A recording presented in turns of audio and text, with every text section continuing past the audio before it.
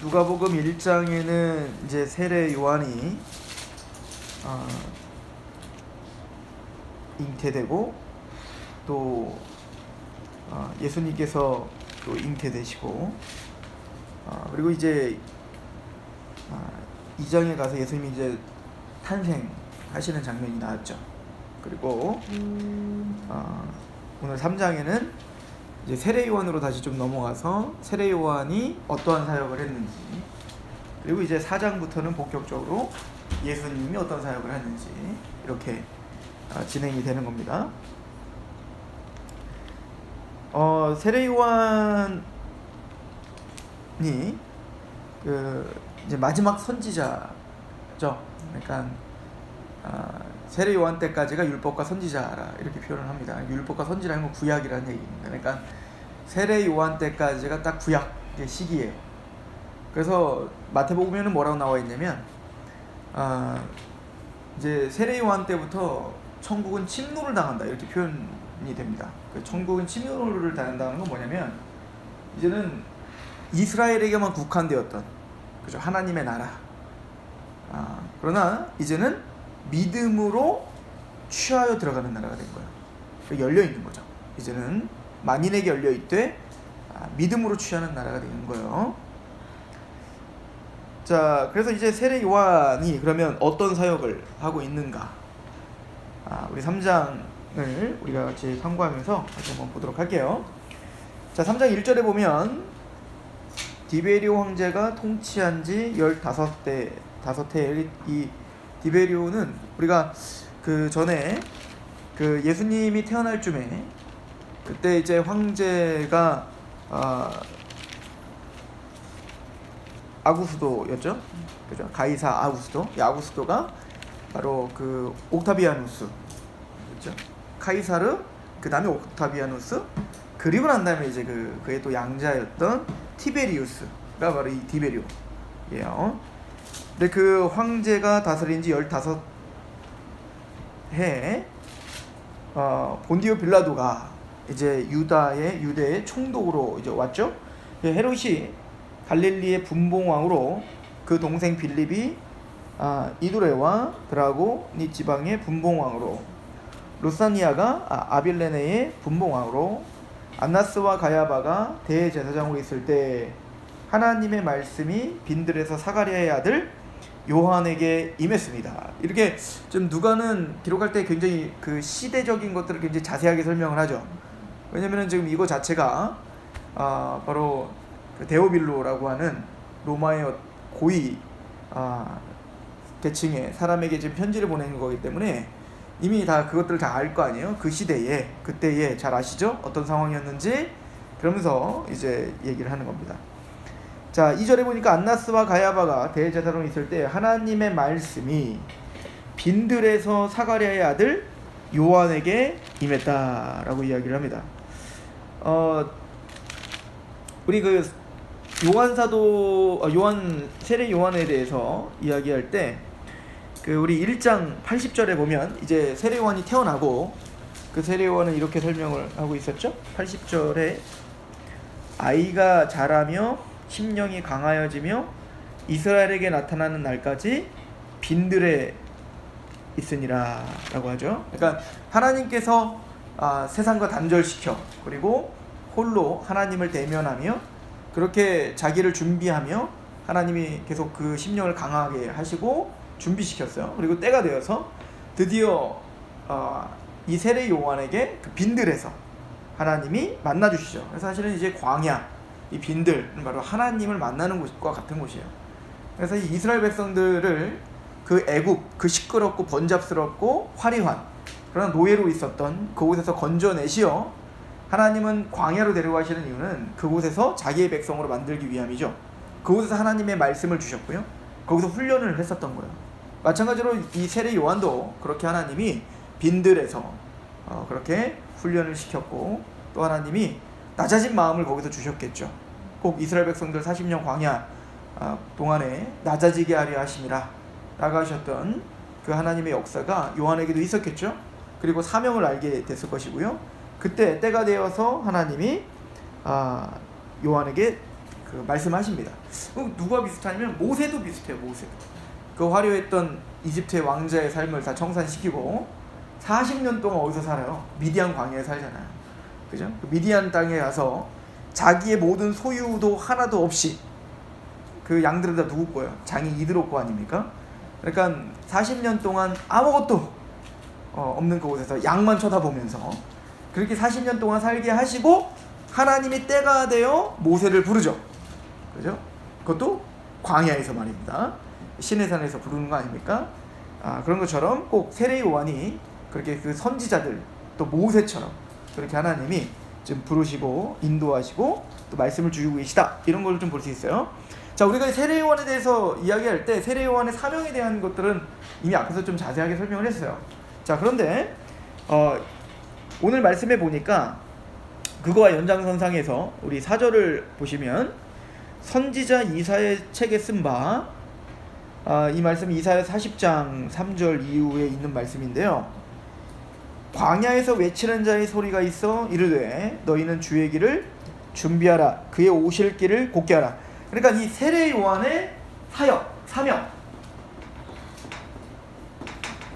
자, 세례 요한의 사명은 주의 길을 평탄케 하는, 준비케 하는 겁니다. 그죠? 주의 길을 평탄케 하라. 근데 이 주의 길을 할 때 이 주의 길은 뭐냐면, 이거를 이제 이사야로 읽어 한번 볼까요? 이사야로 한번 보시죠. 이사야서 40장을 한번 보세요.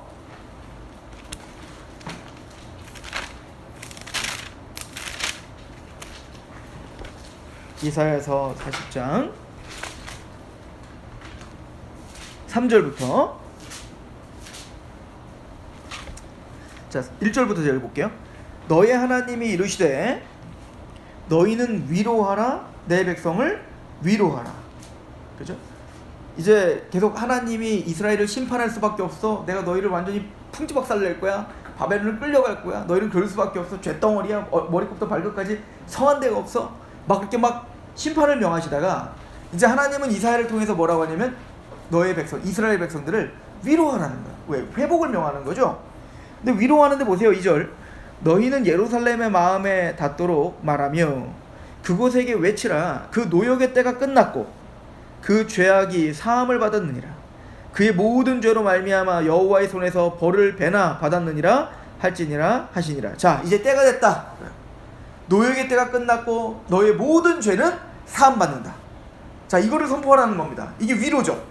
그러니까 내가 너희를 구원할 것이고, 그러니까 바벨론으로 포로로 끌려가 있는 너희들을 건져낼 것이며, 그 얘기는 뭐예요? 뭐 때문에 끌려간 거예요? 죄 때문에 끌려간 거잖아요.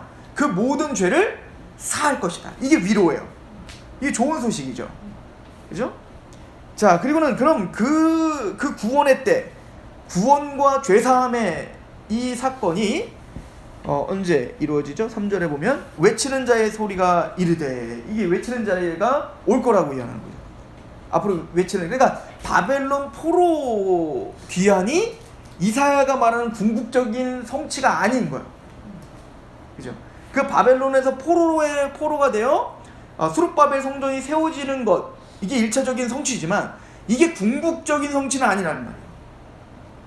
진짜 구원, 죄에서 구원받는 정말 구원은 이제는 세례 요한이 올 거고 그 외치는 자가 외침으로 그 시작될 거란 말이에요. 그죠? 그렇게 이제 우리는 신약적인 관점으로 보는 거예요. 그래서 너희는 광야에서 여호와의 길을 예비하라. 사망에서 우리 하나님의 대로를 평탄케 하라. 자, 이게 세례 요한의 사명입니다. 여호와의 길을 평탄케 하라. 근데 이거를 누가 보면 뭐라고 썼어요? 주의 길을 준비하라. 이렇게 표현했죠. 그러니까 이제 마태도 마찬가지인데, 이 신약계 기자들은 여호와라고 하는 단어를 다 주님이라고 헬라어는 다 번역을 해요. 그러니까 이제 그 큐리오스라고 쓴 거예요. 그게 왜 그러냐면 히브리인들은 이제 바벨론으로 포로로 끌려가면서 이제 이런 생각들을 하죠. 왜 우리가 바벨론에 끌려갈 수밖에 없지? 그러니까 우리는 택함 받은 아브라함의 자손들인데 저 무지막지한, 그리고 저 쇳덩어리인, 저 하나님으로 보는 완전히 원수 같은 저 바벨론과 아수르에 의해서 왜 우리가 이렇게 패망을 당해야 돼? 북이스라엘이라는 남유다 말입니다. 그러면서 자각이 생겼는데 이 뭐 신학자들은 신명기적 사가 뭐 이렇게 표현해요. 신명기적 사고가 이제 생겼다 뭐 이렇게 표현하는데, 그러니까 다시 돌아가는 거예요. 어디로? 신명기로 돌아가고 싶은 거예요. 그러니까 신명기에 하나님이 명령했던 말씀들을 다시 읽기 시작한 겁니다. 율법으로 돌아간 겁니다. 그러고 보니까 이미 신명기에 다 예언되어 있었던 거예요. 너에게 왕을 세울 거고 그 왕과 너희가 만약에 하나님 말씀에서 떠나면 하나님은 어떻게 할 거라는 거야? 파멸시킨다는 거야. 그걸 보면서 그렇구나, 우리는 하나님의 율법에서 떠났기 때문에 우리가 이 지경이 됐구나 라고 하는 어떤 자각이 생겼고, 그러면서 그 바벨론 포로 그 길을 지나면서 이제는 그 유대적 사고에는 하나님이라는 말 자체를 부를 수가 없었던 거예요. 이게 사실은 에스라 때부터 시작했을 것 같아요. 근데 그냥 우리가 말하는 여호와, 뭐 저랑 몇 번 얘기 들으셨던 분들도 있겠지만, 여호와라고 하는 이 단어가 여호와인지 뭔지 몰라요, 정확하게는. 왜냐면은 그 전까지는 하나님을 불렀었던 거예요. 여호와라고 불렀던 겁니다. 뭔지 몰라요. 근데 문제는 히브리어가요, 히브리어가 우리처럼 자음과 모음이 있단 말이에요. 자음과 모음이 같이 찍혀요. 그러니까 알파벳처럼 쭉 한 줄로 나열하는 게 아니라 자음과 모음을 조합해가지고 글자 소리를 낸다고요.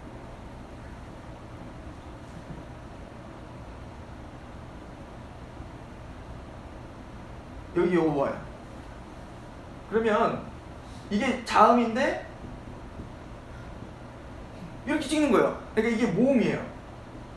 그래서 이게 여호와 이렇게 되는데, 중요한 거는 뭐냐면 요 모음이 생긴 지가 얼마 안 됐어요. 그러니까 원래는 자음밖에 없었다고요. 그런데도 워낙 이제 얘네들은 암송하고 또 읽고 이런 것들을 계속 했기 때문에 전혀 문제가 안 돼요. 그러니까 자음만 딱딱 찍혀 있어도 그냥 뭔지 알고 쫙 읽어요. 근데 문제는 여호와라는 이름을 부를 수가 없었잖아요. 그러니까 여호와라는 이름을 부를 수가 없어요. 그러니까 그 서기관들도 만약에 여호와라는 단어가 있으면 쓰다가 그 필사를 하다가 여호와라는 단어가 있으면 어떻게 해요? 바로 멈추고 목욕 제기하고 다시 막 정결하게 막 자기를 막 정결 의식하고 그거를 한 글자 한 글자 이렇게 썼단 말이에요. 그 정도로 경외함이 있었기 때문에 여호와라는 이름을 부르지 않았어. 자, 그럼 어떻게 될까요? 나중에는 뭐 잊어버리죠. 이게 음이 뭔지를 잊어버리는 거예요. 못 불렀으니까. 그런데 이제 지금 같은 경우는 이제 불러도 되잖아요. 그죠? 불러도 되는데 지금 부르려고 하니까 몰라. 그래서 그때 이제 여호와라는 단어를 써놓고 여호와라 써놓고 뭐라고 불렀냐? 아도나이라 읽었던 거예요. 그러니까 아도나이가 주님이라는 뜻이에요. 그러니까 글은 여호와를 써놓고 자음을, 그리고 말은 뭐라고 해요? 주님이라고 부른 거예요. 이제 아도나이라고 했다고요. 그러니까 이제 후대 사람들이 그러면 이게 모음이 뭔지를 모르니까, 다른 건 다 아는데 얘는 안 불러봤으니까 모음이 뭔지 모르니까 여기다 뭐를 찍은 거냐면 그 아도나이의 그 모음을 찍은 거예요. 그랬더니 여호와가 된 거예요. 그러니까 이 여호와라고 하는 단어를 그런 식으로 보다 보니까 신약의 기록들 할 때, 헬라어로 이제 번역한 70인역이 기록할 때 그 기록을 여호와라는 단어를 뭐라고 쓸 수가 없으니까 다 뭐라고 했냐면 그냥 퀴리오스라고 다 쓴 겁니다. 주님이라고 다 쓴 거예요. 그러니까 이 누가복음의 주의 길을 예비하라 라고 할 때 이건 사실은 누구의 길을 예비하라는 거예요? 여호와의 길을 예비하라. 그래서 이제 어떤 게도 이렇게 또 얘기하냐면, 근데 지금 여호와의 길을 예비하라 라고 할 때 그 여호와는 누구예요? 지금 누구의 길을 예비하는 거예요? 지금 예수님을 예비하는 거예요. 그러니까 예수님이 바로 그 구약의 여호와와 동등된 바로 그분이시다, 신성이시다, 이렇게도 우리는 볼 수가 있겠죠. 자, 그런데 이 여호와의 길을 예비하는 건데, 그러면 여호와의 길을 예비한다는 게 뭐냐? 그럼 세례 요한이 해야 되는 건 뭐냐면 여호와께서 오시는데, 주님께서 이제 오시는데 그 사역을 할 수 있도록 준비하는 일을 하는 거예요. 그럼 그 준비가 뭐냐? 보세요. 3절에 너희는 광야에서 여호와 길을 예비하라. 사막에서 우리 하나님의 뭐를? 대로를 평탄케 하라. 하나님께서 이스라엘로 오는 그 길을, 대로를 평탄하게 하는 일을 해야 돼요. 누가? 세례 요한이. 자, 4절 그게 뭐냐? 골짜기마다 도두어지며 산마다 언덕마다 낮아지며 고르지 아니한 곳이 평탄하게 되며 험한 곳이 평지가 될 것이요 여호와 영광이 나타나고 모든 육체가 그것을 함께 보리라. 이는 여호와 입이 말씀하셨다. 골짜기마다 도두어지고 산마다 언덕마다 낮아지고 고러져. 그러니까 높아졌던 모든 산들과 그런 어떤 그 언덕들을 어떻게 하는, 다 깎아버리는 거예요. 그래서 평지가 되게 하는 겁니다. 평평하게 하는 겁니다. 왜? 누가 오셔야 되니까? 여호와께서 오셔야 되니까. 그죠? 이게 세례 요한이 하는 사명입니다. 자, 그러면은 누가복음으로 와봅시다. 자, 누가복음으로 오면 4절에 3장 4절에 그래서 선지자의 이사야 책에 쓴 바 광야에서 외치는 자의 소리가 있어 이르되 너희는 주의 길을 준비하라. 그의 오실 길을 곧게 하라. 모든 골짜기가 메워지고 모든 산과 작은 산이 낮아지고 굽은 것이 곧아지고 험한 길이 평탄할 것이요 모든 육체가 하나님의 구원하심을 보리라 함과 같으니라. 그리고는 그 일을 하기 위해서 세례 요한이 외친 게 뭡니까? 그죠? 7, 8절이에요. 같이 한번 읽어봅시다. 시작. 요한이 세례를 받으러 나오는 모리에게 이르되 독사의 자식들아 누가 너희에게 일러 장차 올 진노를 피하라 하더냐. 그러므로 회개에 합당한 열매를 맺고 속으로 아브라함이 우리 조상이라 말하지 말라. 내가 너희에게 이르노니 하나님이 능히 이 돌들로도 아브라함의 자손이 되게. 그 평탄케 하는 작업은 뭐냐면 회개하라, 천국이 가까웠다. 심판을 명하는 거예요. 그죠? 자, 근데 중요한 건 지금 무리들이 막 나오고 있어요. 아니, 세례를 내가 줄 테니까 와서 받아라 그랬더니 사람들이 세례 받고 싶어 갖고 막 오고 있다고요. 근데 그 오고 있는 사람들을 보고 뭐라는 거예요? 이 독사의 자식들아! 누가 너희 보고 세례 받으래? 누가 너희들 보고 막 그러면서 지금 막 야단을 치는 거예요. 아니, 세례 받으라고 세례 받으러 왔더니 막 야단을 치는 겁니다. 세례 요한이 본 거는 그 사람들은 세례를 받으러 오는 태도 자체가 잘못된 거예요. 그러니까 세례의 의미를 정확하게 알지 못하고 오는 겁니다. 그러니까 이때는 사실은 이 세례 요한은 굉장히 유명한 때가 된 거예요. 400년 동안 하나님의 말씀이 끊어졌다고. 선지자가 없었어요. 그런데 누가 봐도 얘는 선지자야. 그러니까 누가 봐도 세례 요한이 선지자인 걸 부인할 수가 없는 거예요. 그 말씀의 권위랄지 또 그 모든 행함이랄지 이런 모든 것이 범상치가 않아요. 그래서 이런 모든 포스를 어디서 준비시킨 건 빈들에서 다 하나님 준비시켰던 거 아니에요. 그냥 오자마자 바로 세례 요한이 선지자라는 걸 그냥 다 아는 거예요. 어느 정도 알았냐면 나중에 헤롯이 세례 요한 죽이고 싶어도 함부로 못 죽였잖아요. 왜? 사람들에게 미움 살까 봐.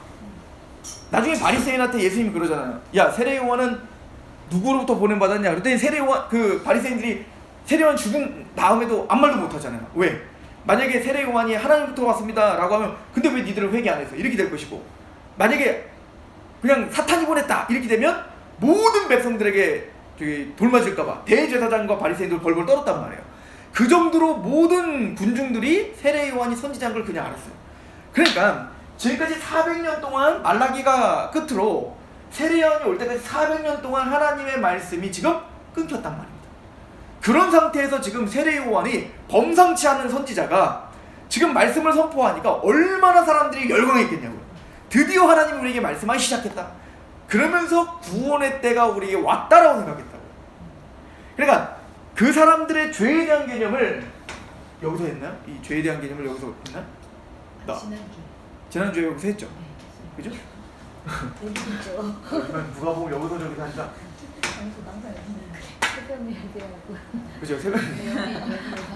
자, 유대인들에게 있어서 죄에 대한 개념은 이런 거라고 했었잖아요. 그죠? 그러니까 그 당시에 그 사람들이 갖고 있었던 죄라고 하는 것은 하나님의 말씀 앞에 자신을 비춰보는 게 아니에요. 저놈들이 죄예요. 어느 놈이 죄예요? 저 이방인들이 죄예요. 지금 로마인들이 죄라고요. 그러니까 하나님의 백성들이 지금 포로로 끌려가 지금 수많은 순환과 고통과 고난을 당하고 있다고요. 그런데 우리는 하나님 앞에 이렇게 아브라함의 자손으로 있는데 누구를 얽어매고 있어? 이 이집트의 파라오처럼 우리 민족을 얽어매고 있는 저 로마인들과 이방인들의 죄인이에요. 그리고 눈으로 보여 율법 속에서 보여주고 있는 바리새인과 서기관들이 제시하고 있는 세리와 그 병자들과 귀신 들린 자들이 죄인이에요. 자기들은 아브라함의 자손이고요. 그러니까 아브라함의 자손이니까 당연히 자기들 의인이라고 생각해요. 혈통적으로. 그죠? 그런 상황인데 세례를 받으라니까 세례를 받으러 와요. 그러니까 걔네들은 지금 세례를 받으러 오는 목적이 뭐냐면 나는 의인이고 나는 걔 잘 됐는데 이것들의 종교 하나를 더 덧붙이는 거예요. 그러니까 하나의 액세서리 하나 더 덧붙이는 거죠. 그렇게 하여 나는 세례도 받았다 라고 하는 것이 자랑이 되는 겁니다. 세례요한은 선지자니까. 그죠? 그래서 그렇게 뚫레뚫레 온 거예요. 그랬더니 세례요한이 그들에 대하여 일가를 가하고 있는 겁니다. 니들은 아브라함의 자손이 아니다 이거예요. 누구의 자손이에요? 독사의 자식들아 이렇게 얘기해요. 니들이 사탄의 자식이다. 유대인들은 독사의 자식이라는 건 사탄의 자식이랑 똑같이 여겨요. 창세기 3장 15절부터 시작해서 너희들은 아브라함의 혈통의 의인이 아니라 너희들은 다 뭐다? 사단의 권세 가운데 있는 죄인들이다. 충격인 거예요. 이 이야기는 사실은 나중에 예수님이 정리를 잘 해주세요. 요한복음 8장이죠. 이 말씀 우리 자주 찾아봤잖아요. 한번 가보세요. 이 말씀 보면 이제 사도 요한의 세례 요한의 이 말이 뭔지 좀 이해가 되죠. 목사님 7절에서 세례 받으러 나오는 무리가 첫 번째 무리가 유대인들이었다는 거예요? 그죠? 다 유대인들이죠. 지금 다 이방인들 없어요. 다 유대인들이에요. 유대인들이 다 지금 세례 받으러 오는 겁니다. 자, 요한복음 8장 한번 보세요. 자, 요한복음 8장에는요 어떤 이야기가 있냐면 이제 그 31절에 보면 우리가 잘 아는 말씀이 있죠. 그러므로 예수께서 자기를 믿는 유대인들에게 이르시되 너희가 내 말에 거하면 참으로 내 제자가 되고 진리할 땐 진리가 너희 어떻게 하려? 자유케 하려. 너희는 지금 뭔가 얽어매어 있는데 그 포로에서 너희를 자유케 할 거야. 사실은 이게 누가복음에서 예수님이 이 땅에 오신 목적이죠. 가난한 자에게 복음이 전파되고 포로된 자에게 자유를, 이거를 이제 이루시러 온 거예요. 자, 이걸 듣자 보니까 이제 유대인들이 좀 약간 이제 걸리는 겁니다. 답답한 거죠. 그래서 33절에 보면 그들이 대답하되 우리가 아브라함의 자손이라 남의 종이 된 적이 없거늘. 이것도 거짓말이지. 지들이 언제 남의 종이 된 적이 없어. 지금 노예로 되고 있는데 사실은 저기 그 로마에 지배받고 있는데 항상 지배받고 있었죠. 뭐 바벨론에 의하여, 그리고 헬라에 의하여, 페르시아에 의하여, 로마에 의하여. 자, 그런데 어쨌든 얘네들은 뭐라고 하냐면 영적으로 말하는 거예요. 나는 아브라함의 자손들이다. 그러니까 나는 누구에게 얽매이지 않는다. 그죠? 34절 예수께서 대답하시되 진실로 진실로 너에게 이르노니 죄를 범하는 자마다 죄의 종이다. 그러니까 예수님 말하는 건 너희들은 바로 죄의 종들이다 이거예요. 종은 영원히 집에 거하지 못하되 아들은 영원히 거하나니 그러므로 아들이 너희를 자유롭게 하면 너희가 참으로 자유로우리라. 나도 너희가 아브라함의 자손인 줄 아노라. 그러나 내 말이 너희 안에 있을 곳이 없으므로 나를 죽이려 하는도다. 나는 내 아버지께서 본 것을 말하고 너희는 너희 아비에게서 들은 것을 행하느니라. 대답하여 이르되 우리 아버지는 아브라함이라. 그랬더니 우리 아버지 아브라함이야 이렇게 말하는 거예요. 그랬더니 예수께서 이르시되 너희가 아브라함의 자손이면 아브라함이 행한 일들을 할 것이다. 지금 이거 잘 읽으시면요 이따가 요한이 하는 얘기가 그대로 나와요. 니들의 열매를 보면, 너희들의 행함을 보면 절대 아브라함의 자손이라고 말할 수 없다 이거야. 그러니까 혈통적인 아브라함의 자손이 자동적으로 아브라함의 자손이 아니라 니들이 진짜 아브라함의 자손이라면 아브라함과 같이 행했어야지. 이 얘기죠? 40절 지금 하나님께 들은 진리를 너희에게 말한 사람인 나를 죽이려 하는도다. 아브라함은 이렇게 하지 않았다. 그러니까 여기서 말하는 건 뭐예요? 하나님의 진리의 말씀, 예수 그리스도의 복음의 말씀을 받아들이지 않는 걸 보니, 그 행함을 보니 너희들은 아브라함의 자손이 아니야. 그럼 누구의 자손이요? 41절 너희는 너희 아비가 행한 일을 하는도다. 대답하되 우리가 음란한 데서 나지 아니하였고 아버지는 한 분뿐이시니 곧 하나님이시다.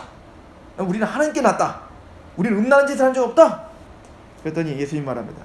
예수께서 이르시되 하나님이 너희 아버지였다면 너희가 나를 사랑하였으리니 이는 내가 하나님께로부터 나와서 왔음이라. 나는 스스로 온 것이 아니니 아버지께서 나를 보내신 것이다. 어째 내 말을 깨닫지 못하느냐? 이는 내 말을 들을 줄 알지 못함이로라. 너희는 너희 아비 마귀에게서 났으니 너희 아비의 욕심대로 너희도 행하고자 하느니라. 그는 처음부터 살인자요 진리가 그 속에 없으므로 진리에 서지 못하고 거짓을 말할 때마다 제 것으로 말하나니 이는 그가 거짓말쟁이요 거짓의 아비가 되었습니다. 내가 진리를 말함으로 너희가 나를 믿지 아니하는도다. 너희 중에 누가 나를 죄로 책잡겠느냐? 내가 진리를 말하는데도 어째 나를 믿지 아니하느냐? 하나님께 속한 자는 하나님의 말씀을 듣나니 너희가 듣지 아니함은 하나님께 속하지 아니하였다. 그러니까 예수님은 육적 아브라함의 자손이 아니라 진짜 아브라함의 자손이란 예수 그리스도의 진리를 믿고 있는 자들이 아브라함의 자손이야. 얘기해야죠. 그럼 예수님의 말씀을 이해하지 못하고 배격하고 있는 그들은 누구인 거예요? 아브라함의 자손이 아니라 독사의 자식들입니다. 그죠? 마귀의 자식들이다. 너희 아비는 마귀다. 그는 거짓말쟁이이기 때문에 그 거짓말로 너희를 지금 어떻게 하냐? 얽어매고 있다. 이걸 이제 사도 바울이 아주 멋지게 표현한 거예요. 고린도후서 4장 4절에 이 세상 신이 믿지 아니하는 자들의 마음을 혼미하게 하여 그리스도의 영광의 복음의 광채를 비치지 못하게 가로막고 있다. 즉 누구의 종이라는 거예요? 마귀의 종이다. 죄의 종이다. 근데 지금 이거 어떤 사건 이후에 이 얘기하는 줄 아십니까? 8장에 음행하다 잡혀온 여인에 대한 이야기를 하다가 얘기합니다. 8장 1절 보세요. 예수는 감난산으로 가시니라. 아침에 다시 성전으로 들어오신 백성이 다시 나오는지라 앉으사 그들을 가르치시더니 서기관과 바리새인들이 음행 중에 잡힌 여자를 끌고 와서 가운데 세우고, 아까 그 유대인들이 대답할 때 뭐라고 했어요? 우리는 음란한 데서 나지 않았다. 그죠? 지금 이거와 긴밀하게 연결되어 있다는 것을 지금 보여주는 거예요. 그러니까 이게 문맥적으로 보면 재밌어요. 이게 다 허투루 쓰여져 있는 문맥이 없어요. 예수께 3절에 서기관과 바리새인들이 음행 중에 잡힌 여자를 끌고 와서 가운데 세우고 예수께 말하되 선생이여 이 여자가 가늠하다가 현장에서 잡혔습니다. 모세는 율법에 이러한 여자를 돌로 치라 명하였거늘 선생은 어떻게 말합니까? 그들이 이렇게 말하면 고발할 조건을 얻고자 하여 예수를 시험하려 함이로라. 예수께서 몸을 굽히사 손가락으로 땅에 쓰시니 그들이 묻기를 맞이 아니하는지라. 이에 일어나 이르시되 너희 중에 죄 없는 자는 먼저 돌로 치라 하시고 다시 몸을 굽혀 손가락으로 쓰시니 그들이 이 말씀을 듣고 양심의 가책을 느껴 어른들로 시작하여 젊은이까지 하나씩 나아가고 오직 예수가 그 가운데서 여자만 있었어요. 자, 이 사건을 보면 우리가 이해할 수 없는 일이 벌어져요. 지금 이 여자, 가늠하다 잡혀온 여자예요. 돌 맞아 죽어야 되는 거예요. 그때 시대로 보면 돌 맞아 죽어야 되는 그 여인을 딱 놓고 예수님이 시험하는 겁니다. 어찌 할까요? 그때 예수님이 갑자기 딱 허리를 굽히더니 손가락을 막 쓰세요. 그죠? 쓰시더니 죄 없는 자가 이 여인을 쳐라. 그리고는 다시 또 손가락을 쓰세요. 그랬더니 애부터 어른까지 다 떠나요. 뭘 쓰셨을까요? 몰라요. 뭘 썼는지. 근데 중요한 건 성경에 하나님이 손가락으로 친히 쓰신 내용은 딱 3번 나와요. 첫 번째는 십계명입니다. 하나님께서 직접 새기셨습니다. 두 번째는 바로 그 바벨론의 왕에게 갑자기 막 벽에서 손이 쫙 나서 막 뭐 우르바심 막 쓰잖아요. 그건 뭐냐면 미달, 함량 미달이라는 뜻이에요. 그러니까 하나님의 그 기준과 하나님의 뜻에서 함량 미달이라는 뜻이에요. 다 뭐와 관련된 거예요? 율법이에요. 하나님의 기준이에요. 하나님의 거룩하신 뜻이에요. 사실은 그 앞에 다 주는 거예요, 원래. 지금 의도적으로 그걸 쓰고 있는 거야. 근데 여기 모였던 사람들은 그래도 네. 깨달은 건가요? 깨달- 율법 뭐가 됐든지 간에 예수님의 무슨 어떠한 그런 뜻이 이들이 알았던 거죠. 알고 간 사람들은 그래도 적어도 자신의 죄가 보였던 겁니다. 그러니까 감히 돌을 던질 엄두를 못 낸 거야. 네. 그러니까 사실 요한복음은요, 신학적인 책이에요. 요한은 요한복음에 계속 반복되는 게 있어요. 그 단어가 뭐냐면 에고에임이에요. 에고에임. 이 에고에임이가 뭐냐면, 이게 히브리어로는 뭐냐면 아쉐르, 또 아쉐르 이거예요. 이게 뭐냐면 나는 스스로 있는 자다. 그거 쓸 때는 거예요. 이거 말하면 I am who I am이에요. 그러니까 나는 있었고 있었다. 뭐야? 그러니까 이게 뭔 얘기예요? 이거 우리가 정확하게 이해할 수는 없는데, 하나님은 스스로 있다. 그러니까 그걸 스스로 있다라고 그냥 우리가 의역한 거예요. 무슨 얘기냐면 하나님은 창조되지 않았어요. 하나님은 계셔왔고 계시고 계실 거예요. 그러니까 하나님은 그냥 그 존재 자체예요. 설명할 수가 없어요. 그게 I am who I am이에요. 그런데 에고 에이미를 예수님이 쓰셔요. 이거를 쓰실 때 예를 들어서 나는 포도나무라, 나는 뭐다, 이게 다 에고 에이미로 쓰고 계시는 거거든요. 그런데 이거 에고 에이미의 절정이 어떤 사건이 있냐면 이제는 그 군병들이 예수님 잡으러 오잖아요. 잡으러 왔는데 갑자기 이제 누가 예수냐 막 이렇게 막 찾아다녀요. 그런데 네가 예수냐 이렇게 물어봐요. 그때 예수님이 에고 에이미를 말해요. 네로라 이렇게 말하죠. 나다 이렇게 말할 때 갑자기 군병이 확 뒤로 물러서서 꼭 장풍송어처럼 확 넘어지거든요. 이게 뭐냐면 신적 권위를 말하는 거예요. 그러니까 요한복음의 관심사는, 요한의 관심사는 예수님이 하나님이시다는 거예요. 그래서 태초에 하나님 말씀이 계셨는데 그 말씀은 하나님과 함께 계셨는데 그 말씀이 곧 하나님이시다. 그분이 창조자다. 이거를 처음에 던지는 게 바로 요한복음이에요. 그 요한복음은 예수님의 신성, 예수님의 하나님 되심을 선언하는 책입니다. 그런 관점에서 지금 예수님이 그 손가락으로 쓰고 계시다는 걸 지금 강조하고 있는 거예요. 그러니까 이거를 정확하게 알 수 없지만 예수님이 거기다가 막 니들 죄, 너 어디 갔었지? 너 사창가에 갔었지? 그 짧은 시간에 다 쓴 것 같진 않아요. 근데 신적 권세로 뭔가 율법을 뭔가를 기록했을 때 그들은 그 권세 앞에 다 떠날 수밖에 없었던 거예요. 중요한 말인데 왜 안 적어줬을까? 이 신비감을 떨어뜨리기 때문에 뭔진 모르지만 어쨌든 예수님이 그걸 쓰셨을 때 꼭 이스라엘 백성들이 시내 산에서 하나님의 율법을 수여받을 때 막 벌벌 떨어하고 모세요, 내가 그 말씀을 절대 듣지 못하게 하소서라고 하고 당신에게 전해주소서라고 말한 것처럼 그 율법 앞에 감히 설 수 없었던 것처럼 또 그 손가락이 나와서 함량 미달이라고 써서 그 앞에 두렵게 했던 것처럼 지금 예수님은 뭔가 우리의 하나님의 기준에서 우리가 이미 돌을 던질 수 있는 자가 없다라는 것을 뭔가를 썼던 거예요. 이게 그 단어가 써 있었으면 후대에 보는 우리들이 저희들도 이렇게 그 사람들처럼 깨닫지 않을까.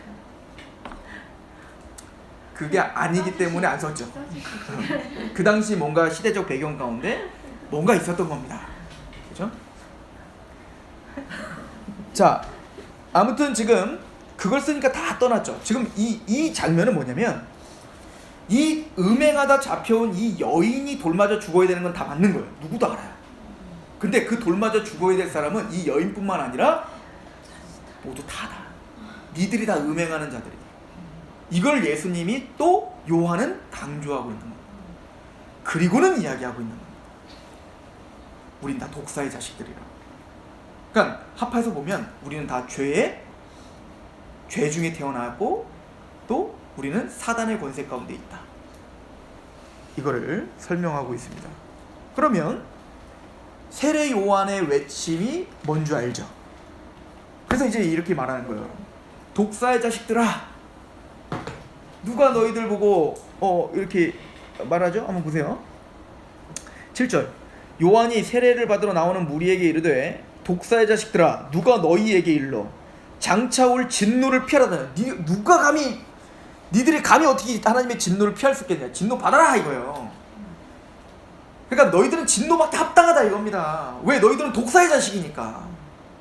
사단의 권세 가운데 있는 자들이니까 죄의 종로로 타고 있으니까 당연히 심판받기 합당한 거예요.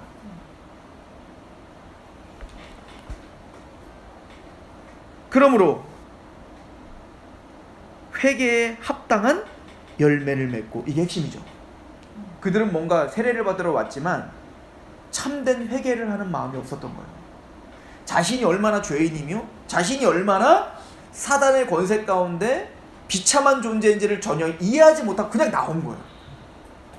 우리로 말하면 세례를 받을 때 그냥 받으라니까 받은 거예요. 그냥 교회에 나오라니까 나온 거예요. 전혀 도움이 안 되죠. 하나님의 진노를 피할 수 없죠.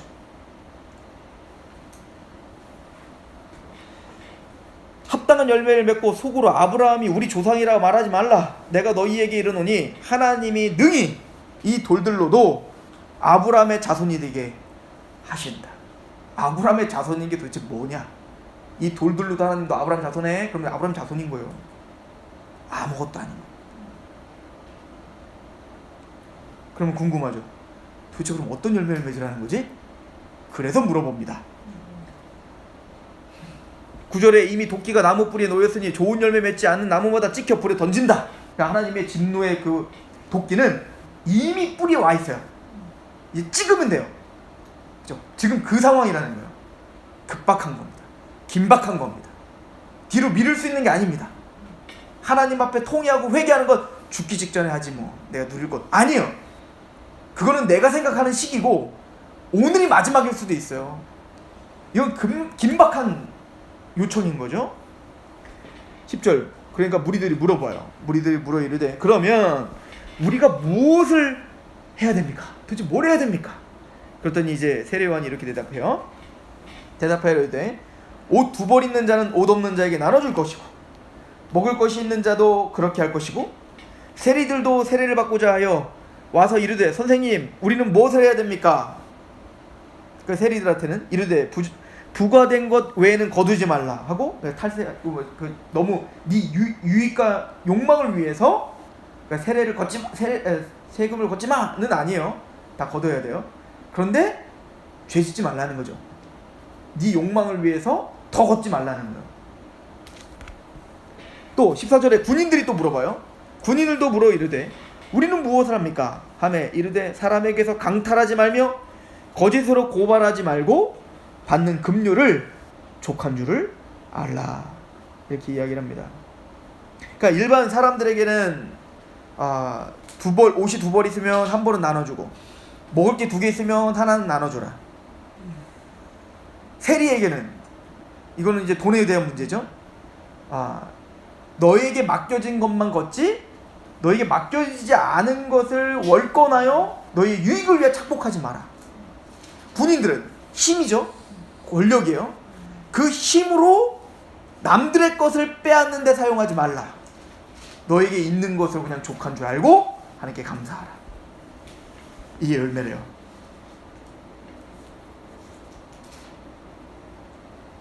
이제 15절에 백성들이 바라고 기다림으로 모든 사람들이 요한을 혹 그리스도이신가 심중에 생각해요. 자, 그럼 이제 궁금하죠? 이 열매, 우리는 항상 이런 걸 보면 이제 궁금해요. 이게 그러면은 이렇게 해야 회개가 된다는 건데, 그러면 이게 그러면은 이런 열매가 없는 사람들은 이제 그러면 다 구원 못 받은 거고, 그러면 행함으로 구원 받는다는 얘기인가? 이렇게 이제 우리는 계속 이제 고민이 되죠. 근데 성경은 믿음과 행함을 따로 떼놓은 적은 없어요. 항상 같이 가고 있습니다. 그죠? 사도 바울도 항상 편지를 쓸 때 절반은 은혜로 구원받는 믿음을 이야기해요. 믿음으로 구원받는 은혜를 설명하고 절반은 반드시 뭘 설명해요? 그런 하나님의 은혜를 갖고 있는 자의 삶에 대해서 반드시 설명하게 되어 있습니다. 항상 따라오게 되어 있다는 거예요. 그죠? 열매가 난다. 이렇게 표현하는 거죠. 그러면 지금 이 이야기는 다 뭐냐면, 보세요. 회개라고 할 때, 자, 지금 이 사람들이 지금 오고 있는 이유는 뭐냐면, 이런 내가 죄인이고 내가 어디에 얽매여 있다는 것을 알지 못한 상태로 나오고 있다고요. 그러니까 세례 요한이 그들에게 지금 선포하는 건 뭐냐면, 우리로 말하면 율법을 선포하고 있는 거예요. 너희들은 모두 하나님 앞에 자격됨이 없다 이거예요. 그러니까 그들이 와갖고 열매가 있어야 된다는데, 그럼 열매가 뭐지? 라고 말할 때 그들에게 있어서 실제적인 율법들을 제시하는 거예요. 너희들이 진짜로 이 세례가 의미 있게 된다면, 의미 있게 되게 하고자 한다면 너희들이 회개해야 된다. 회개가 뭡니까? 즉 이런 열매들을 너희들은 맺어야 된다라고 하는 거예요.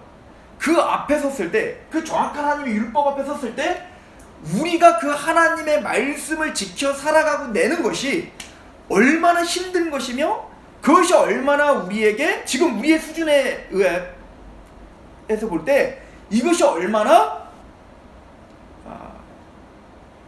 가능하지 않는지를 먼저 봐야 되는 거예요.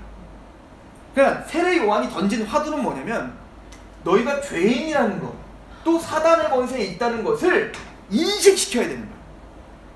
그렇게 하여 이것이 얼마나 하나님이 미워하고 하나님의 진노받기에 합당한 자인지 내가 그거를 먼저 깨달아야, 그래야 복음이 복음다워지는 거예요. 그러니까 사실은 교회가 해야 될 일이 바로 이겁니다. 죄됨을 깨닫게 하는 거예요. 우리가 얼마나 하나님 앞에 보잘것없고 죄인인지를 깨닫게 하는 거예요. 그러니까 유대인들이 왔을 때 나는 괜찮은 사람인 줄 알고 오는 사람들을 하여고 세례요한은 폭탄을 던지고 있는 거예요. 지금 니들 다 죄인이다, 독사의 자식들이다. 이게 뭐냐면 주의 길을 예비하는 겁니다. 평탄케 하는 겁니다. 즉 하나님은 복음을 주셔서 우리의 높아진 마음들을 다 낮아지게 하는 거예요. 산처럼 높은 교만을 다 부셔버리고 싶으신 거예요. 그래야 거기에 복음이 들어와 그 은혜를 발견하죠. 높아진 산을 그대로 냅두고 거기에 복음을 앉혀놓으면 이건 율법주의가 되는 거예요. 또 자신의 행함을 자랑하게 되는 겁니다. 그래서 세례 요한이 하는 일은 바로 율법을 던져서 그들에게서 회개를 받아내는 거예요. 나는 죽을 죄인입니다. 나는 하나님 앞에 아무 자격이 없습니다. 이거를 설명하게 하는 겁니다.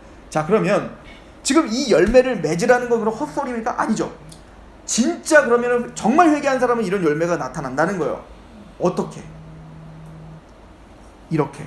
자, 16절 보세요. 그러니까 많은 사람들이 그 세례 요한의 거침없는 이야기를 보면서 뭐라고 생각을 했냐면, 혹시 메시아인가? 이렇게 생각을 한 거죠. 메시아인가? 그거를 딱 그 생각을 깨뚫고 세례 요한이 말하는 거예요. 16절에 요한이 모든 사람에게 대답하여 이르되 나는 물로 너희에게 세례를 베풀거니와 나보다 능력이 많으신 이가 오시나니 나는 그의 신발끈을 풀기도 감당하지 못하겠고 그는 성령과 불로 너희에게 세례를 베풀실 것이요 손에 키를 들고 자기의 타장마장을 정하게 하사 알곡은 모아 곳간에 들이고 쭉저기는 꺼지지 않는 불에 태우시라. 나는 메시아가 아니다. 난 그리스도가 아니다. 그 그리스도는 나는 지금 너희들에게 물로 세례를 줄 뿐이다. 그러나 몇 날이 못 돼요? 그 메시아가 오실 건데 그분은 물로 세례를 주는 게 아니라 뭘로? 성령과 불과 성령으로 세례를 줄 것이다. 이 불과 성령은 그냥 강조로 반복하고 있는 걸로 보시면 돼요. 불세례, 성령세례 다 성령님을 가르쳐 이야기하는 겁니다.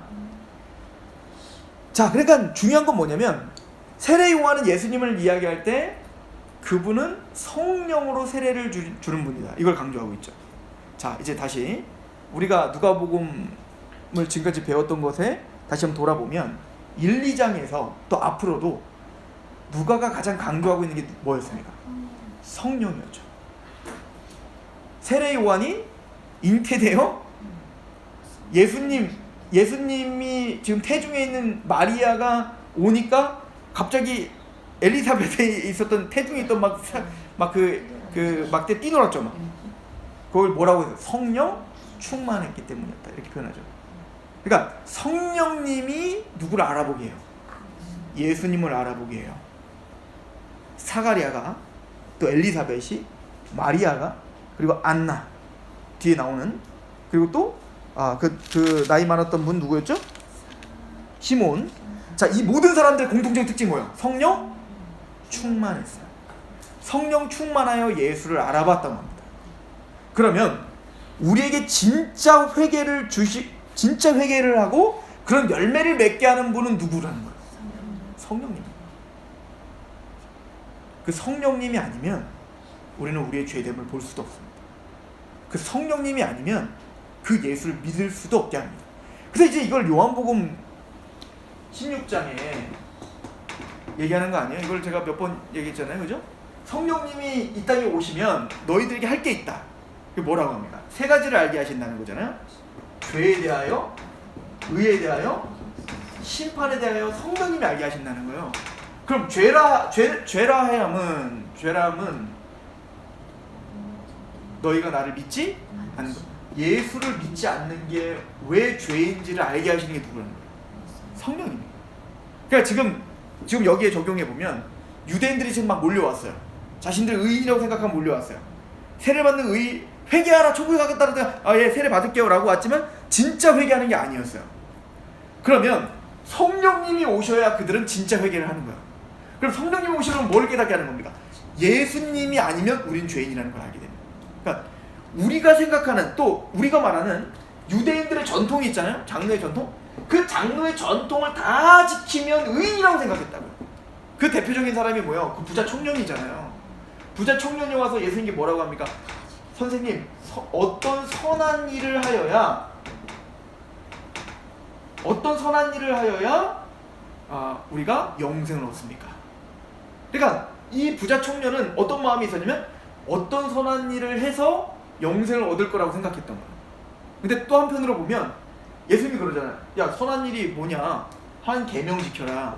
그랬더니 뭐라고? 그거는 어려서부터 내가 다 지켰습니다. 그 얘기 뭐예요? 다른 말로 말하면 나는 영생밖에 합당한데 확인하러 온 거예요. 나 잘했죠? 그죠? 그래서 이 사람은 부자 청년이야. 진짜 부자예요. 근데 그 사람은 부자 청년인데 진짜 부자인데 마음도 부자예요. 나는 내가 행한 것으로 내가 가진 걸로 하나님께 충분히 인정받을 수 있다고 생각한 겁니다. 그죠? 예수님 그거 부셔버리는 겁니다. 그때 예수님이 뭐라고요? 세례요한과 비슷하게 얘기해요. 너 진짜 다 지켜서 진짜 네가 영생 다 지켰다고? 너 그럼 네 가진 거 재산 다 팔아가지고 가난한 자에게 다 나눠줘. 그랬더니 가진 게 너무 많아? 근심하게 돌아가요. 예수님이 뭔 얘기하는 거죠? 너 가진 거 다 팔아야 구원받는다? 이 얘기예요? 여러분들 세례 요한이 지금 말하는 거 이렇게 하면 구원받는다는 얘기예요? 그거 아니에요. 예수님의 이야기로 보면 영생을 선한 일로 한다는 건 율법을 다 지키는 거예요. 그럼 율법을 다 지킨다는 거는 단순히 너희가 생각하는 기준으로 지키는 게 아니라 하나님의 차원에서 지켜야 돼요. 그 얘기는 뭐 저 수백 번도 얘기했지만 단순히 간음한 것만 아니라 여자를 보고 음욕을 품은 게 이미 간음죄예요. 그렇게 따지면 우린 다 죽어 마땅한 사람들이라고요. 우리 다 살인자들이라고요. 우리 다 간음한 자들이라고요. 그래서 율법의 핵심이 바로 10계명 아니에요? 10가지의 그 계명이 있는데 하나님 사랑과 이웃 사랑이에요. 그럼 하나님 사랑과 이웃 사랑, 이게 사랑이라는 건 뭐예요? 사랑은 실제적인 삶이 드러나는 거예요. 내 것을 나눠주는 거라고요. 그러니까 예수님은 뭘 지금 말한 거예요? 네가 율법을 다 지켜서 완성하여 구원 얻겠다고 하니까 그럼 율법의 기준이 뭔지 보여줄게. 네 전 재산 다 팔어. 이것도 사실은 그 기준의 완성이 아니에요. 완성까지 말한 것도 아니라고요. 진짜 그 율법의 완성은 뭐예요? 원수를 사랑하되 예수님은 자기의 생명을 내어던지기까지 사랑했어요. 이게 율법의 완성이에요. 그것도 순간 기분 탓으로 그렇게 할 수 있어요. 그죠? 근데 예수님은 33년 동안 한 번도 여기서 떠난 적이 없어요. 내 생명을 바친다라고 하는 생각을 추워도 떠난 적이 없으신 분이 오직 예수님밖에 없다고. 이게 기준이에요. 모든 율법을 항상 해요.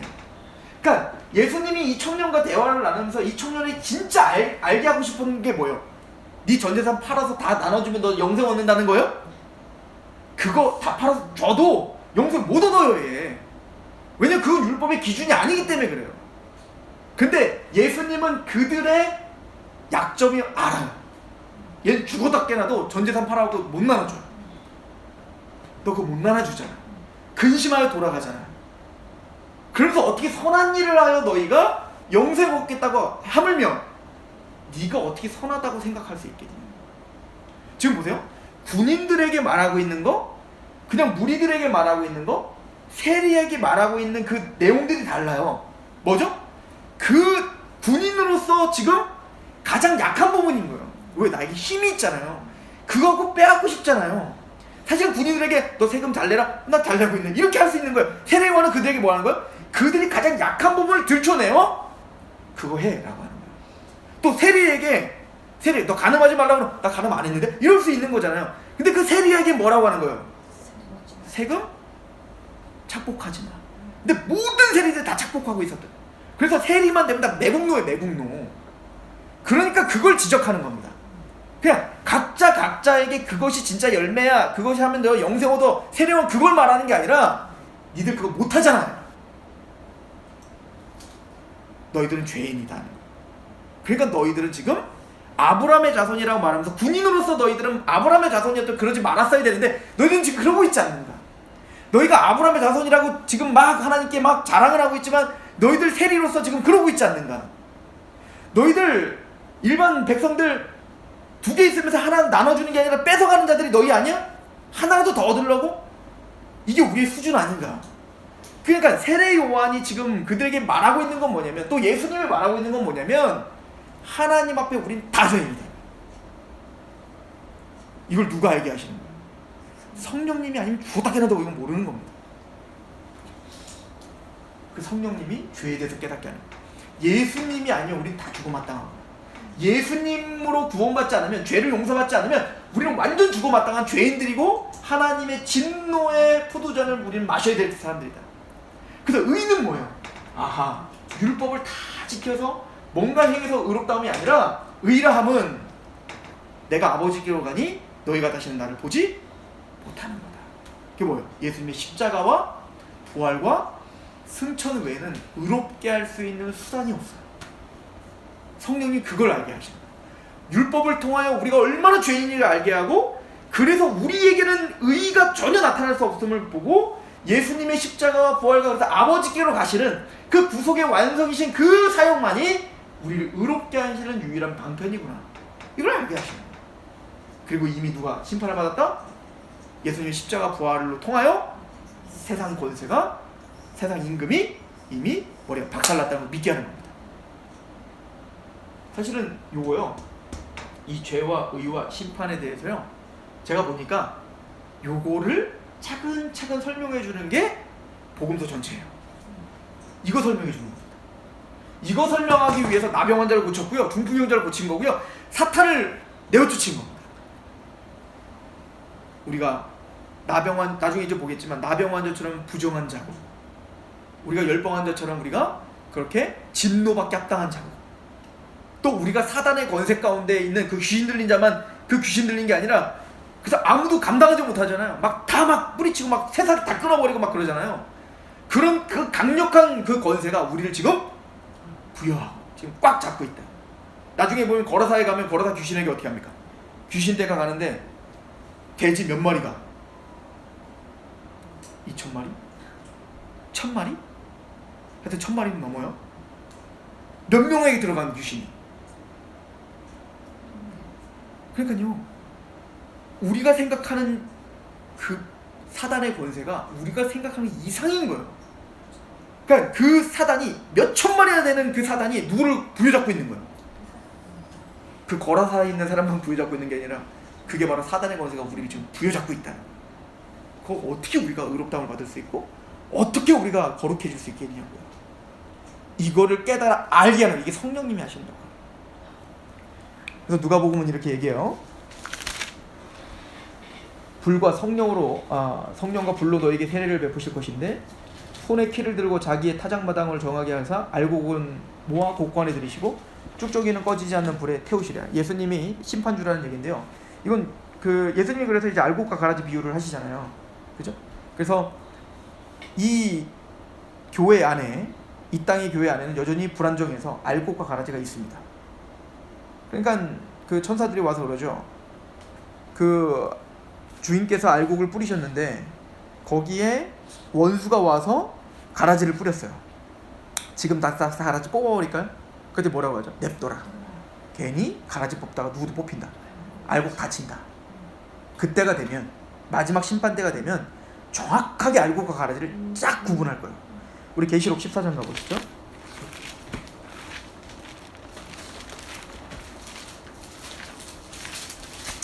그러니까 이게 저는 이게 막 연결이 돼 있어서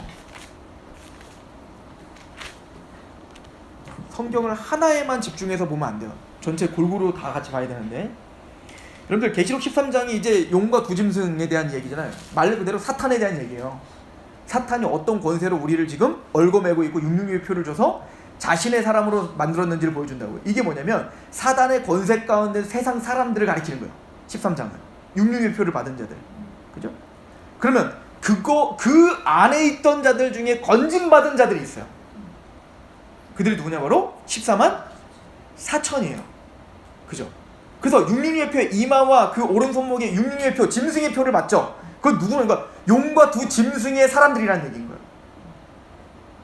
다른 말로 하면 거라사 지방처럼 몇천 마리의 그 귀신이 그를 꽉 잡고 있다는 얘기인 거예요. 그러니까 하나님의 말씀대로 살고 이 세상 풍조대로 사는 사람들이죠. 근데 거기서 건진받은 하나님의 백성들 14만 4천. 그래서 14장이 이렇게 시작돼요. 14장 1절 또 내가 보니 보라 어린 양이 시온산에 섰고 그와 함께 14만 4천이 섰는데 그들의 이마에는 어린 양의 이름과 그 아버지의 이름이 쓴 것이죠. 누구 거라는 거예요? 하나님과 어린 양이 소유된 자들이에요. 자, 이 사람들이 누구냐면요. 잠깐 가보면 15장 가보세요.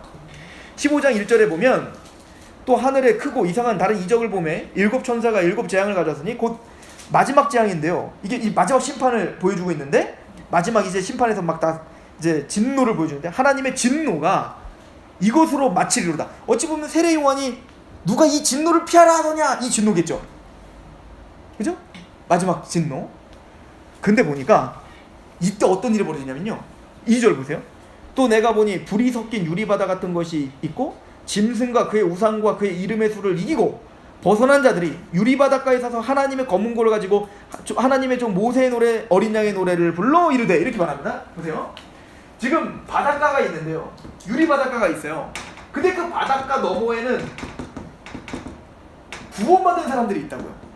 그리고 그 구원이 너무 감격스러워서 검은고를 치면서 막 노래 부르는 거예요. 그죠? 그 노래의 이름이 뭐래요? 모세의 노래, 어린 양의 노래예요. 그러면 이 지금 뭘 상징해요? 여기는 지금 바닷가에 불이 붙었어. 심판받았다는 거죠. 지금 뭘 상징해요? 출애굽을 지금 보여주고 있는 거예요. 이스라엘 백성들이 애굽에서 건져질 때 이스라엘의 사람들은 모세에게 속하여 다 구원을 받고 미리암이 속옷치면서 막 노래 부르잖아요. 이게 뭐예요? 모세의 노래예요. 나 우리를 구원하신 그 구원의 감격의 노래. 그러면 그 홍해는 누가 지금 빠졌어요? 누가 심판받았어요? 하나님을 대적했던 애굽의 파라오와 그의 군대들이 다 죽임당했다고요. 지금 그걸 연상하는 거예요. 그러니까 구약 백성들은 바로 구약의 구원이란 출애굽을 말하죠. 그럼 어린 양의 노래는 뭐예요? 이거와 같이 궁극적으로 우리는 다 뭐예요? 예수 그리스도에 속하여 구원함을 이 땅에서 구원함을 받고 하나님을 찬양하는 자들이에요. 그럼 지금 이 찬양하는 사람들을 뭐라고 소개하고 있냐면 자 15장 2절 다시 보세요. 또 내가 보니 불이 섞인 유리바다 같은 것이 있고 짐승과 그의 우상과 그의 이름의 수가 뭐예요? 666이죠. 666을 이기고 벗어난 자들.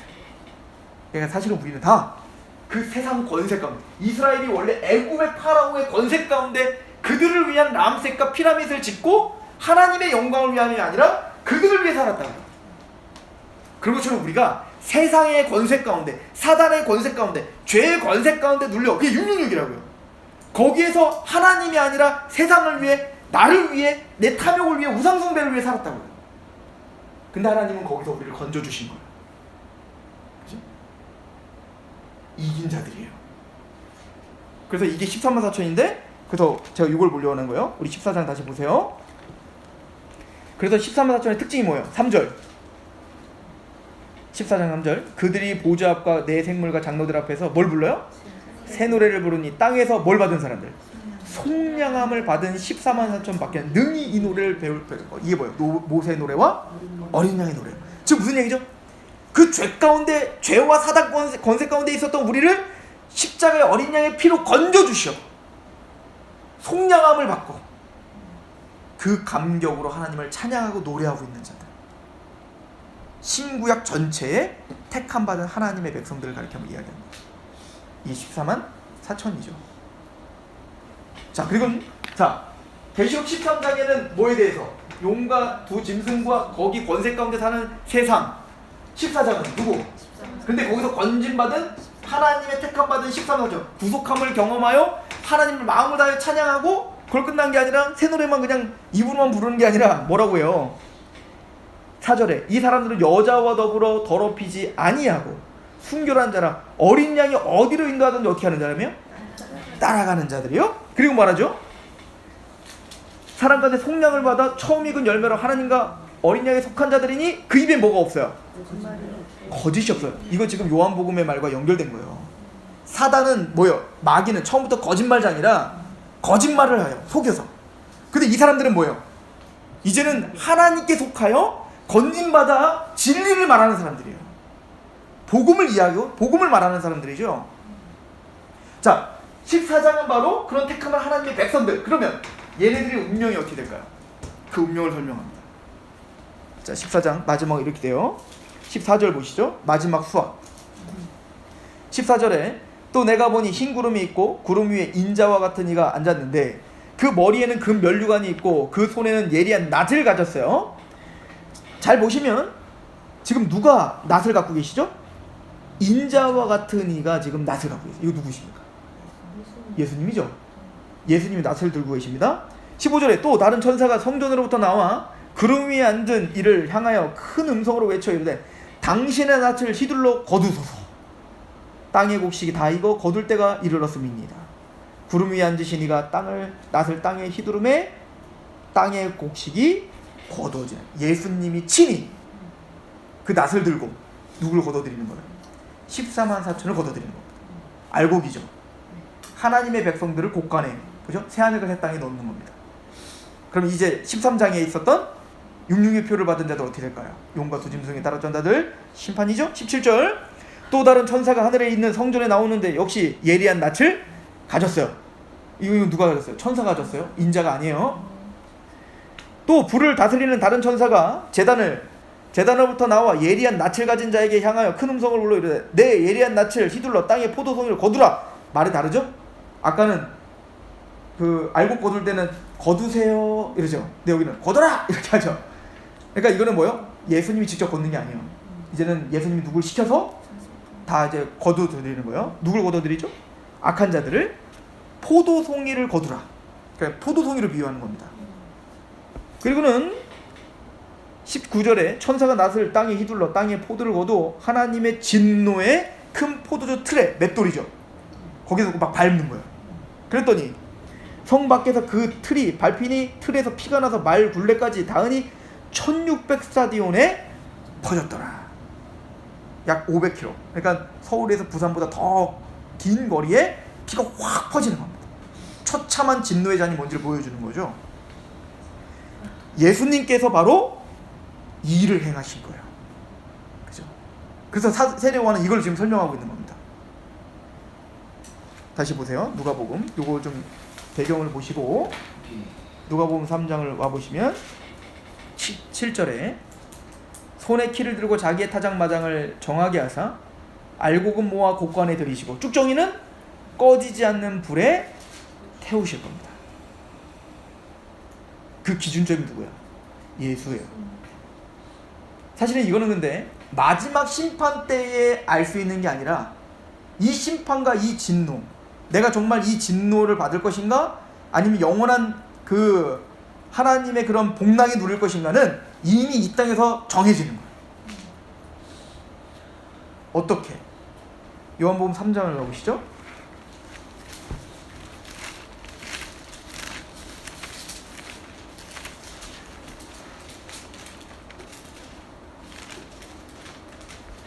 (3장 14절에) 모세가 광야에서 뱀을 든 것처럼 인자도 들려야 하리니 이는 그를 믿는 자마다 영생을 얻게 하리라. 그러니까 이스라엘 백성들이 광야에서 뱀에 물려 다 죽게 됐습니다.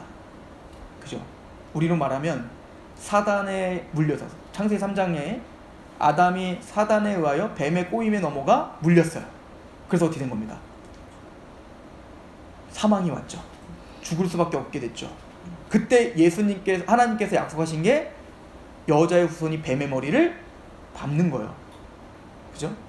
그런 것처럼 그 모형이 바로 이 모세 시대 때 죄로 말미암아 불뱀에 다 물려 죽게 하는 겁니다. 근데 그 불뱀에 죽게 됐을 때 그들을 살 수 있는 방법은 뭐죠? 불뱀을 노수로 만들어서 장대에 다는 겁니다. 그리고 쳐다보면 사는 거예요. 사실 이제 나무에 달린 자마다 저주를 받을지어다는 신명기 예언이거든요. 그러니까 나무에 달린다는 거는 저주받는다는 상징이에요. 그러니까 사실 누가 저주받는 거예요? 이스라엘이 저주받은 거예요. 죄인이니까. 그런데 이스라엘의 저주를 대신 놋뱀을 만들어서 놋뱀을 나무의 장대 위에 달고 그걸 믿고 쳐다보면 사는 거예요. 그런 것처럼 누가 달려야 아니라 예수님이 장대에 달리겠다는 거예요. 즉 뭐죠? 그래서 십자가에 달리신 거잖아요. 그러니까 우리가 받을 모든 이 저주, 이 모든 저주를 우리가 당하지 않고 누가 당하는 거예요? 예수님이 다 당하시는 그 저주를 받아서 그거를 쳐다보면 사는 거예요. 믿음으로. 이게 십자가예요. 이게 기준입니다. 자, 그런데 그래서 이렇게 말해요. 16절에 3장 16절 하나님이 세상을 이처럼 사랑하사 이렇게 할 만큼 우리를 사랑하셨다는 거예요. 독생자를 주셨으니 이는 그를 믿는 자마다 멸망하지 않고 영생을 얻게 하려 하심이에요. 하나님이 그 아들을 세상에 보내신 것은 세상을 심판하려 하심이 아니요 그로 말미암아 세상에 구원을 받게 하려 하심인데 그를 믿는 자는 심판을 받지 아니하는 것이요 믿지 아니하는 자는 하나님의 독생자 이름을 믿지 아니함으로 벌써 심판을 받은 거예요. 그 예수님이 기준이에요. 세례요한은 그걸 말하는 거예요. 예수님은 알곡과 쭉정이를 가르시는 분이에요. 예수님은 반석이라고도 이야기하죠. 반석. 그죠? 우리 베드로 전서 2장을 보세요.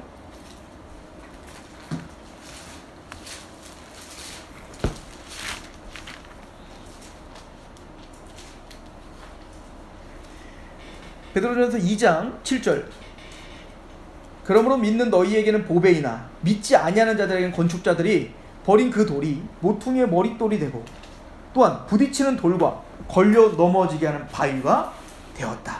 그러니까 하나님은요 예수 그리스도를 보내심으로 말미암아 그 예수에게로 부딪히는 자들이 쭉정인 것을 알게 하는 거예요. 그런데 그 예수가 구원의 반석인 사람들이 생겨요. 그 사람들은 뭐죠? 하나님께 속한 자들이죠. 그래서 말을 하기를 8절에 부딪히는 돌과 걸려 넘어지게 하는 바위가 되었다 하였느니라. 그들이 말씀을 순종하지 아니함으로 넘어지나니 이는 그들을 그렇게 정하신 것이라. 그러나 너희는 지금 예수를 믿고 있는 우리는 택하신 족속 왕같은 제사장들이요 거룩한 나라요 그의 소유가 된 백성이다. 그러니까 예수님이 성령님을 보내주셔서 그죠? 성령 세례를 통하여 죄에 대해서 의에 대해서 심판에 대해서 깨닫게 하실 겁니다. 그래서 그게 깨달아지고 그 예수님의 말씀이 들려지고 있다는 얘기는 누구의 사람이라는 거예요? 하나님의 사람이라는 증거가 될 거예요. 그러나 그 예수님이 걸려 넘어지는 바위가 된다는 것은 그죠? 그걸 받아들일 수 없고 그 예수를 끝까지 부인하고 죽을 때까지 부인하는 자는 그렇게 정하여진 그죠? 심판의 사람들이었음을 알게 하는 그 정확한 그 갈림길이 바로 예수 그리스도임을 지금 세례요한은 설명을 하고 있는 겁니다. 다시 한번 보고 마무리를 좀 줄까요? 누가복음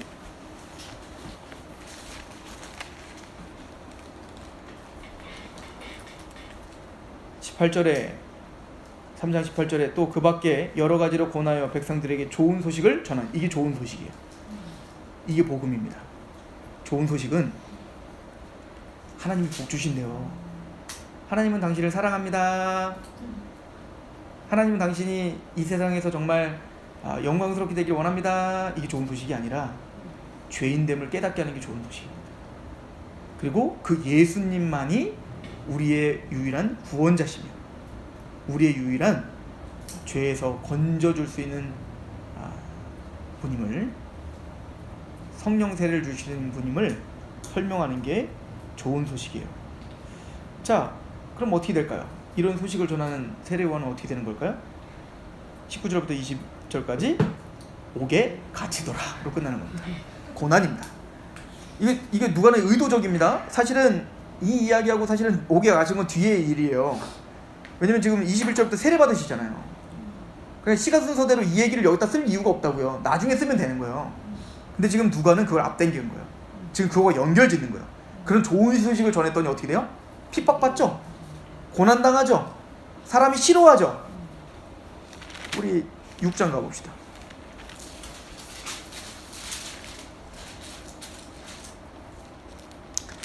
예수님이 산상순을 가르치십니다.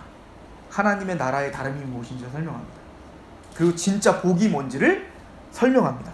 이걸 보면 왜 그렇게 기록했는지 이제 이해가 가요. 한번 보세요. 6장 20절 4가지 복을 말해요. 8복을 4가지로 축소했어요. 근데 제가 보기에는 굉장히 잘 요약했다고 생각해요. 20절 6장 20절 예수께서 눈을 들어 제자들을 보시고 이르시되 너희는 가난한 자는 복이 있나니 하나님의 나라가 너희 것이고 지금 줄인 자는 복이 있나니 너희가 배부름을 얻을 것이요 지금 우는 자는 복이 있나니 너희가 웃을 것이요 인자로 말미암아 사람들이 너희를 미워하며 멀리하고 욕하고 너희 이름을 악하다 하여 버릴 때는 너희에게 복이 있다. 세례 요한 얘기죠.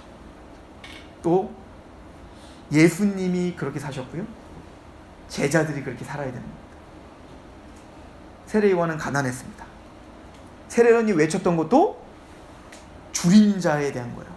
너희가 정말 줄이고 있냐? 아니면 너희는 배부르냐? 자기들은 아브라함의 자손입니다라고 배불러서 왔어요. 그리고 또 하나 의의를 얻어가려고 온 거예요. 근데 세례 요한이 외쳤던 건 회개라 천국에 가깝다는 건 너희가 가난해져야 된다는 겁니다. 너희가 줄여야 된다는 겁니다. 그러니까 가난해진다는 건 죄에 대하여, 줄인다는 건 의에 대하여요. 이해가시죠? 이걸 먼저 알아야 된다는 겁니다. 그리고 울어야 된다는 겁니다. 내가 얼마나 죄인인지, 내가 얼마나 자격 없는 자인지. 그리고 이게 좋은 소식이에요. 그 좋은 소식을 전했더니 뭘 받아요? 인자의 이름으로 말미암아 핍박을 당하는 자는 그게 복이에요. 그러면 결론은 세례 요한은 복받은 자입니다. 그리고 이 세례 요한의 말씀이 들린다면 그 사람들이 복받은 자입니다. 이게 누가가 이제 계속 이야기할 이야기돼요. 이거를요, 이제는 누가는 굉장히 또 논리적인 순서로 이제 막 그 병자들을 고치고 또 예수님 가르치고 제자를 부르시고 이런 과정을 통하여 우리에게 더 구체적으로 설명해 나갈 것입니다.